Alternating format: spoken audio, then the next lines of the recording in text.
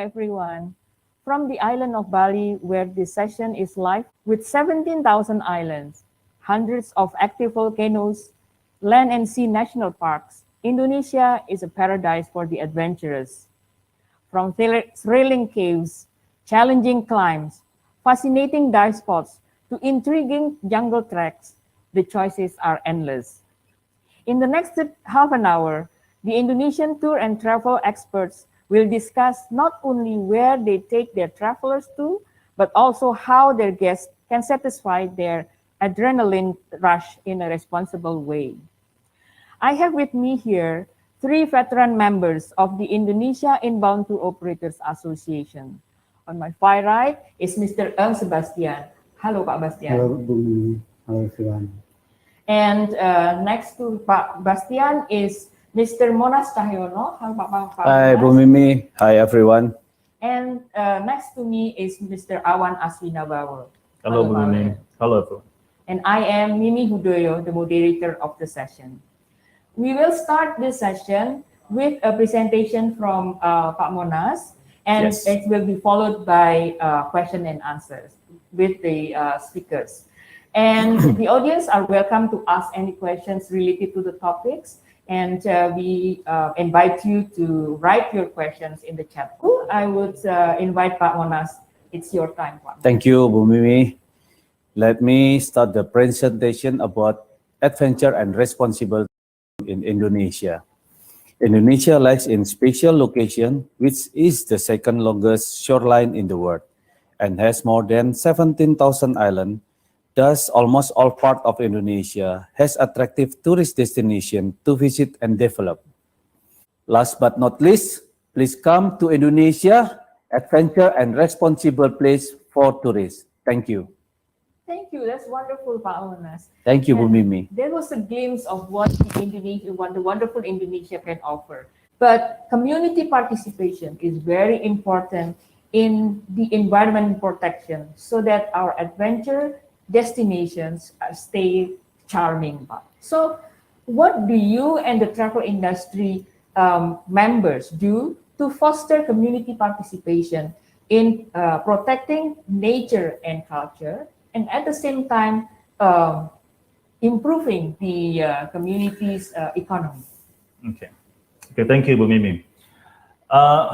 We realize the active involvement of the local community play a very important role in the development of tourism industry. So, therefore, Indonesia Inbound Tour Operator Association has been working very closely with the local government and local community, at least in 2 major subjects.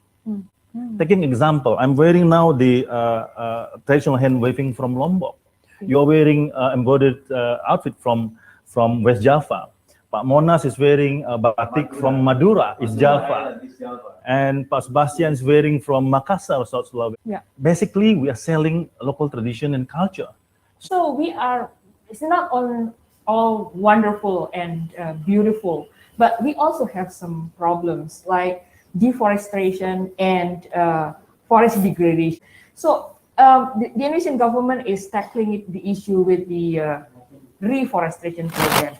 But my question to Pak Bastian is, in what ways can the travel industry take part, and how can travelers also participate in, getting back the greenery of the forest? Thank you, Bumi. Let me make it clear first. When Indonesia got independence, Indonesian population only 61 million. Today, according to Worldometer, the population of Indonesia is 275 million people. So you can imagine how big the burden to the nature. It's not because of the capitalism, but it's also the need. But at the same time, local people realize that we need to replant something. In Likupang, for example, Likupang is one of the 5 priority destination, tourism destination in Indonesia. Some of shorelines are covered with mangroves. Where is Likupang again? Likupang is North Sulawesi. North Sulawesi. Then people replant the mangroves. So we as tour operators from Indonesia Association include the activity in our itinerary. We invite our clients to take part in the in planting mangroves. Mm. And in South Sulawesi, where the Pinisi schooner, which is now very well known Indonesian tourism, if you go to Komodo National Park or to Raja Ampat, hundreds of Pinisi schooners, they are originally from South Sulawesi. And these people built the Pinisi from BT wood. They just took it from the forest. And of course, BT wood became scarce. Yeah. And local people realized we have to do something to get the BT wood returned to the nature. For in the future, we can build the Pinisi again. Right. And we also include in our itineraries to plant the BT wood. The BT wood. BT wood. So travelers also plant the BT wood. Yes. So there are several places in South Sulawesi that people can plant. They plant BT wood. So in the future, the availability of BT wood is secure. Hence, we can preserve the tradition of building Pinisi boat. Thank you, women. All right. In the meantime, I have another question for our speakers here. For the some of the audience might be the first timers to Indonesia. So if they have 14 days to come to Indonesia, what sort of itineraries can you suggest to have adventure travel in Indonesia, Pak Bastian? Thank you, Buni. So for those who first to Indonesia, of course they will visit the place they know better or best. So we suggest to take Java, Bali of land. You can start from Java.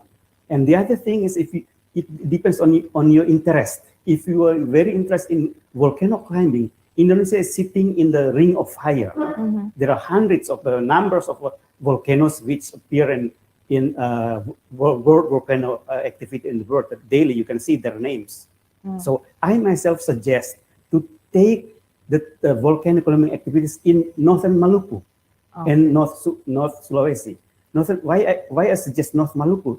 Because North Maluku is the place where the first European came to Indonesia. The Iberians, the Portuguese and Spanish, they come to Ternate and Tidore. There are Dukono, Ibu, Gamkonora, Gamalama, Kiamatubu, and also in the North Sulawesi we have Soputan Mountain, and so the farther north is Karangetang. Right. At the end, you can enjoy beach or you can refresh yourself in Bunaken National Park. Right. Okay. Yeah, all right. Okay. Yes. Yes. Thank you. And there's an interesting question from Mi Fan.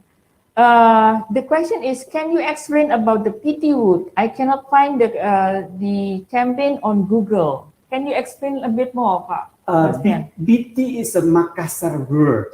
Okay. Actually, not so many scientists explore about this wood, but this wood is very important in building